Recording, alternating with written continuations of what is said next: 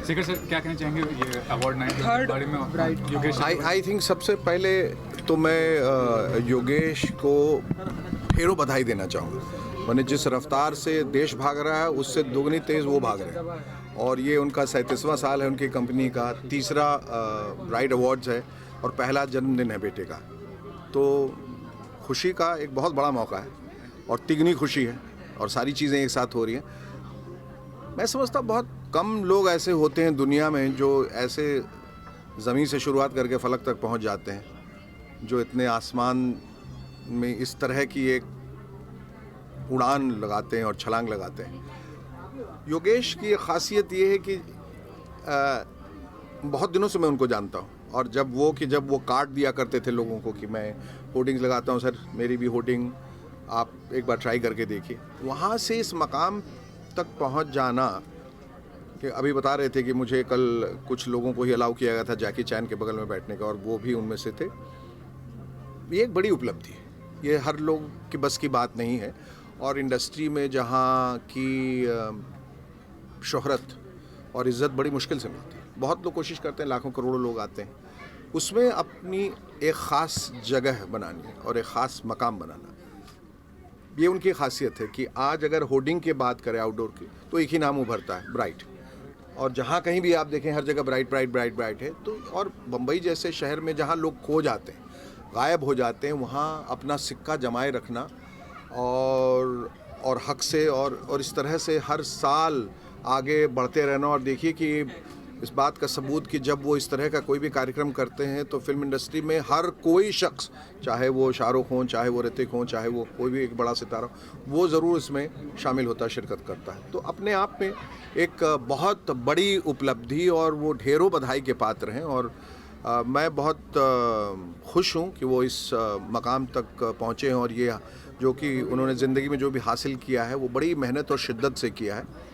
और मैं समझता हूँ आने वाले दिनों में भी वो निरंतर जिस प्रयास से और जिस तेज़ी से आगे बढ़ रहे हैं वो आगे बढ़ते ही चले जाएंगे, क्योंकि उनमें आगे बढ़ने का एक जज्बा है, मैंने देखा है उनमें वो जोश है, वो उनकी आंखों में दिखाई देता है। और वही है कि वो जो उन्होंने ठान लिया कि मुझे ये करना है, फिर वो उसे हासिल करके रहते हैं। सर आपका खुद का शो जी बिजनेस पे, मतलब वो शो के बारे में बताइए क्या मतलब है? जी, मैं तो समझता हूँ कि उसमें बहुत बड़े हकदार जो हैं वो योगेश हैं, क्योंकि वो उन लोगों की कहानी है जो अनजान लोग हैं लेकिन अपने आप में बहुत बड़े हीरो हैं, बहुत बड़े नायक और महानायक हैं। क्योंकि ज़िंदगी में एक उपलब्धि तो है ही उनकी कि एक ऊंचा मकाम हासिल किया है, लेकिन जो दिक्कतें उनके सामने आई, जो रोड़े उनके राह पे बिछाए गए, बावजूद उसके वो इतने ऊंचे स्थान पे आ गए हैं, वो मेरे ख़्याल से योगेश उसमें बहुत माकूल हैं उसके लिए।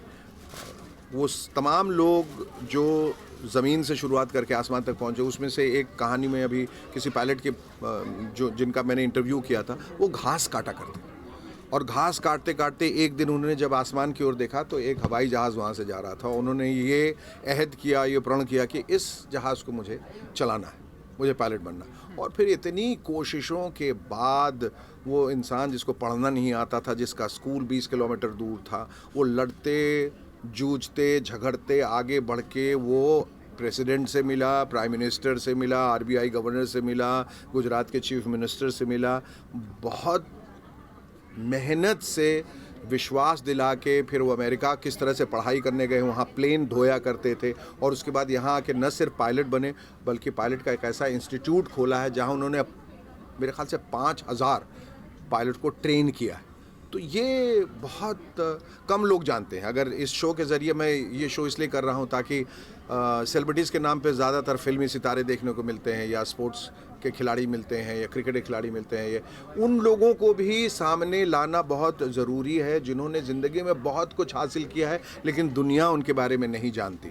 मेरे ख़्याल से जब ऐसे लोग बाहर आते हैं तो लोगों को बहुत प्रेरणा मिलती है, और उनकी कहानी से बहुत उनको शक्ति मिलती है कि ये इंसान बावजूद इतनी दिक्कतों के परेशानियों के जब यहाँ तक पहुँचा है तो हम भी पहुँचेंगे। और जो लोग बीच में ही अपने राह में निराश होने लगते हैं, उनको एक नई स्फूर्ति और एक नई ऊर्जा मिलती है। सर एक मुझे भी मुझे याद है कि एक इंटरव्यू में आपने भी बताया था कि आपका जो प्रोजेक्ट है बॉम्बे करके आप कुछ एक जी, बॉम्बे डाइंग। बॉम्बे टाइम, तो उसका क्या कुछ स्टेटस है अगर आप अभी बताना स्टेटस चाहें? ये है तो कि मैं सेलिब्रिटी में अभी आएगी? स्क्रिप्ट लिख रहा हूँ। अभी स्क्रिप्ट पे मैं काम कर रहा हूँ, क्योंकि वो एक बहुत ही सेंसिटिव स्टोरी है, जो कि 1992 के जो दंगे हुए थे मुंबई में, उसकी पृष्ठभूमि पर है। वो एक लव स्टोरी है, एक हिंदू लड़के और एक मुसलमान लड़के के बीच में, और क्या कुछ दंगे होने के बाद उनके बीच का समीकरण कैसे बदल जाता है, परिवार वालों का दृष्टिकोण कैसे बदल जाता है, सब का रवैया और व्यवहार कैसे बदल जाता है, वो उसकी कहानी है। लेकिन वही है कि आखिरकार मोहब्बत की जीत होती है, या मर के या जी के। लेकिन दुनिया की यही कोशिश रहती है कि किसी तरह से मोहब्बत को कुचल दिया जाए। सर, क्योंकि बॉम्बे फिल्म का आपका नाम है तो बॉम्बे डाइंग। बॉम्बे डाइंग नाम है, क्योंकि कई सारे लोगों को, कुछ खास करके पॉलिटिशियन को बॉम्बे वर्ड से बहुत ही प्रॉब्लम है, तो आपको नहीं लगता कि आप ये बात मुझे आज तक समझ में नहीं आई कि जिस बॉम्बे में लोग बड़े हुए, जिसके अभी बॉम्बे हाई कोर्ट तो है ही, बॉम्बे हाई कोर्ट तो और बहुत सारे बॉम्बे अभी कई जगह लगे हुए हैं। ठीक है, आपने शहर का नाम बदल दिया, लेकिन प्रजातंत्र में ये तो सबको इख्तियार है कि वो मुंबई को बम्बई बोलना चाहे या बॉम्बे बोलना चाहे या कुछ भी बोलना चाहिए, वो उसका हक है। आप किसी के सर पे तलवार रख के नहीं कह सकते आप इसको मुंबई बोलो नहीं तो गला काट देंगे, ये तो गलत बात है। अभी अजीबो गरीब सब नाम रख दिया, बंगलुरु अभी तो जबान पे नहीं चढ़ता है, उड़ीसा या कुछ नाम रखा, कोलकाता, अब इतना कैसे मुंह खोलेगा आदमी, कलकत्ता बोल के निकल जाता है। तो बहरहाल मैं नहीं समझता हूँ कि इसमें कोई प्रॉब्लम ऐसी होनी चाहिए। कंपनी भी है, एक बॉम्बे डाइंग नाम की एक कंपनी भी है, तो ये तो खैर बॉम्बे डाइंग है, DYING है। एक शहर मर रहा है, एक शहर जो खूबसूरत था वो अब ख़त्म हो रहा है, उसकी एक कहानी। और क्यों ख़त्म हो रहा है, उसके हालात, उसकी परिस्थितियाँ क्या हैं, अनुकूल हैं, प्रतिकूल हैं, जो भी है। लेकिन शहर इंसान ही नहीं, शहर भी मरता है, देश भी मरता है, लोग मरते हैं, संस्कृति मरती है, समाज मरता है। तो ये कहानी सब उसी का एक ताना बाना है। सर, यही पूछना चाहूँगा कि वर्षों पहले आपने कॉमेडी शो होस्ट किया, काफ़ी सक्सेसफुल रहे। आज के दौर में आप देखने कितने सारे कॉमेडी शोज आते हैं, कितना सेंसेबल, कितना रियलिस्टिक मानते हैं सब शोज को? अब ठीक है, अब तो एक जिसको कहते हैं मैन्युफैक्चरिंग हो रही है ना। पहले लिमिटेड एडिशंस निकलते थे, अब ये है कि हर कोई एक ही भेड़ चाल जो हो गई है। जब भी भेड़ चाल होगी और बहुत सारी चीज़ एक ही तरह की निकलेगी, तो क्वालिटी जो है उस पर असर पड़ता है। बहरहाल ठीक है, ये तो एक एंटरटेनमेंट की दुनिया है, और जो दिख रहा है वो शायद चल रहा है, लोग पसंद कर रहे हैं, इसलिए वो वहाँ है। इसीलिए उस पर टीका टिप्पणी नहीं करना चाहूँगा, और उस पर करना गलत भी होगा। मेरे ख्याल से सब लोग अपना काम बहुत ईमानदारी से और निष्ठा से कर रहे हैं। अच्छा बुरा वो है, वो दर्शकों को डिसाइड करना है। सर, कल ट्रेन के वक्त SRK की जी, ये बड़ा दुर्भाग्यवश। तो आप क्या कहना चाहेंगे? नहीं, इस पे कहना क्या है, इस पे तो यही मतलब बहुत ही दुखद समाचार है कि ऐसा हो जाता है। लोगों को थोड़ा संयम बरतने की बहुत ज़रूरत है। लोग हर जगह, चाहे जलीकट्टू हो, चाहे ये यहाँ पर फिल्मों का हो, या कोई और प्रोटेस्ट हो, लोग आपे से बाहर हो जाते हैं। मैं कहता हूँ कि जब आप दुनिया में नहीं हैं, तो फिर वो क्रांति जो आप लाना चाहते हैं या जो जिस चीज़ के लिए आगे निकले हैं, फिर उसका क्या मायने है जब आप मर ही जाते हैं। और आपके मरने पर आप ये नहीं सोचते कि आप जो एक परिवार पीछे छोड़ के जा रहे हैं, जो रिश्ते नाते दोस्त को छोड़ के जा रहे हैं, उनका क्या होगा उसके बारे में नहीं सोचते। अंधाधुन लोग बस दौड़े चले जा रहे हैं, एक दौड़ में उनको मालूम नहीं किस लिए दौड़ रहे हैं, बस सब दौड़ रहे हैं तो हमें भी दौड़ना है। और इसमें ये रोज़ हादसे ये हो रहे हैं, इस तरह के हादसे। लोगों को संयम बरतना बहुत ज़रूरी है कि दुनिया अब वो दुनिया नहीं रही जो 5-10 साल पहले थी। अब सोशल नेटवर्किंग साइट पे आने के बाद भी लोग एक दूसरे को बहुत ज़्यादा उकसाते हैं, क्योंकि वो नकाब के पीछे हैं। बहुत तो शिखंडी हैं इसमें, पीछे से रह के वार करते हैं, अपना नाम भी दूसरों की तस्वीर लगा के दूसरे नाम से, और अनाप शनाप बकते रहते हैं, किसी को भी गाली देते हैं। अगर कोई सेलिब्रिटी जाए, कोई इंस्टाग्राम पे जाए या ट्विटर पे जाए या टिंडर पे जाए या कहीं और जाए, फिर उसको गालियाँ भी निकालते हैं। ये फारिग बैठे हुए लोग, खाली बैठे हैं, उनका काम है बस कुछ बकते रहना। तो उससे हम लोगों को परहेज़ करना वो बहुत ज़रूरी है। उनकी मीडिया की ये 37th एनिवर्सरी है, 3rd अवार्ड है, और बच्चे की पहली सालगिरह है। मैं बहुत मुबारकबाद देना चाहता हूँ, शुभेच्छाएँ प्रदान करता हूँ, ईश्वर से प्रार्थना करता हूँ कि हर वो व्यक्ति जो फिल्म लाइन से जुड़े हुए हैं और साथ साथ जुड़े हुए लोगों का ख्याल करते हैं, उसमें से आदरणीय योगेश जी जो हैं वो हैं। Thank you so much for his love, may God bless him. Sir ये भी पूछना चाहूँगा कि आप भी अपने क्षेत्र में काफ़ी सफल हैं, योगेश जी भी हैं, तो सफल होने के लिए आप मूल मंत्र क्या होता है कि अगर इंसान को सफल होना है किसी भी क्षेत्र में, या एक्टिंग की बात कर लें या बिजनेस की बात करते हैं, आपके समझ से क्या होना चाहिए? बहुत सी कृपाएं चाहिए, माँ बाप का आशीर्वाद जो बहुत ही महत्वपूर्ण है, और साथ साथ बहुत कृपाएं चाहिए, बहुत अच्छाई चाहिए, बहुत हार्डवर्क चाहिए। और मुझे ऐसा लगता है कि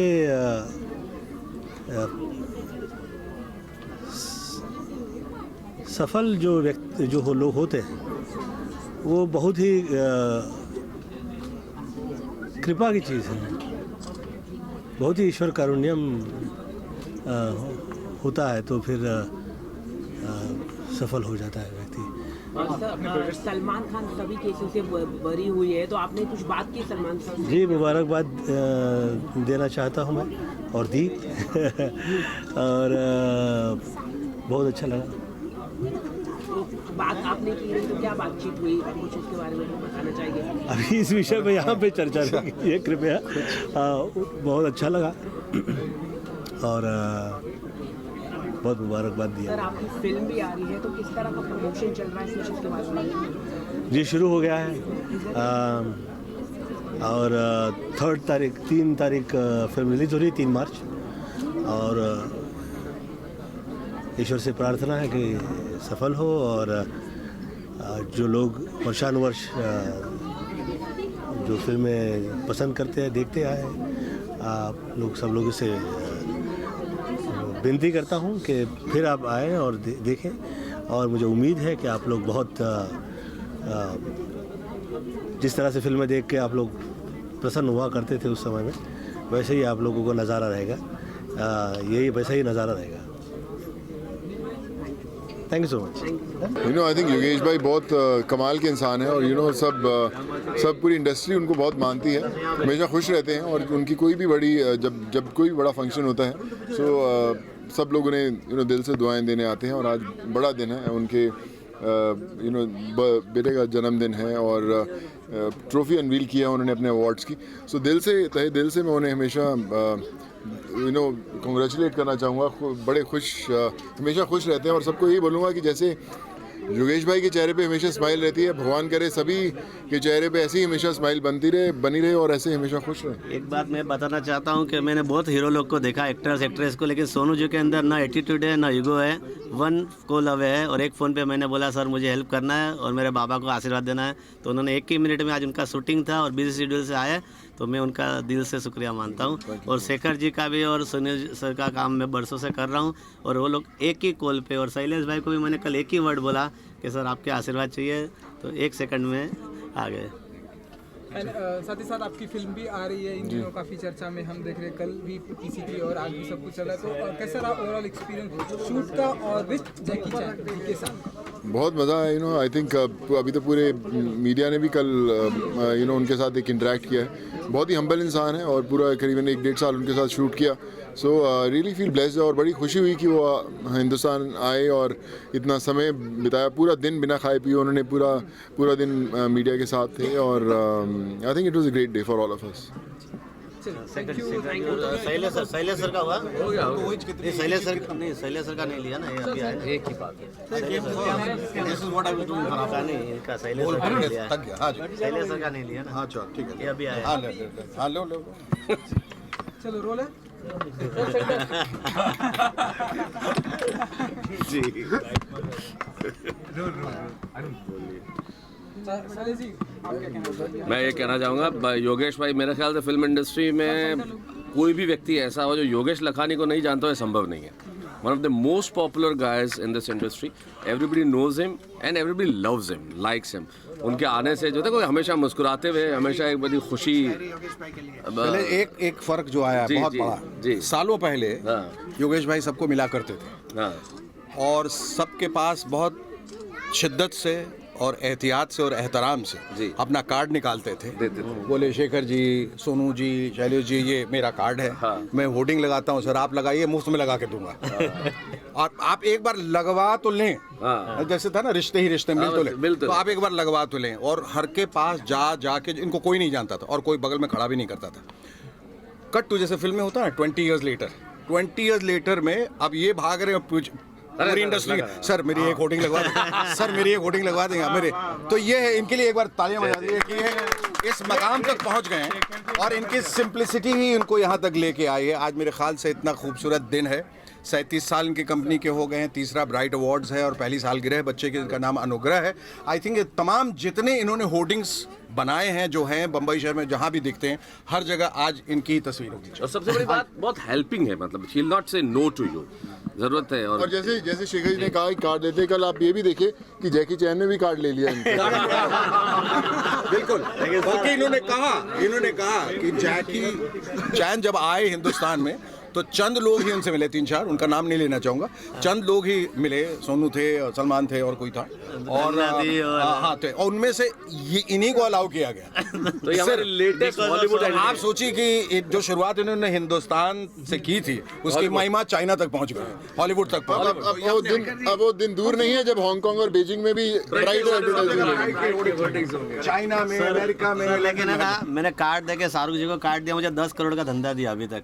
अच्छा। और मेरे 5 करोड़ का ऋतिक ने, सबने, तो मेरे को कार्ड देने से करोड़ों का धंधा वही मिला। तो तो कह लोग रहा हूं। शर्मा रहे हैं, लेकिन मुझे तो बिजनेस मिल रहा है। बहुत फैंटास्टिक, आप इस देश के सबसे बड़े कार्डियोलॉजिस्ट। और अनुग्रह का जन्मदिन है तो सारे ग्रह इनके अनुकूल हैं। चलिए, कॉन्ग्रेचुलेशन, थैंक यू।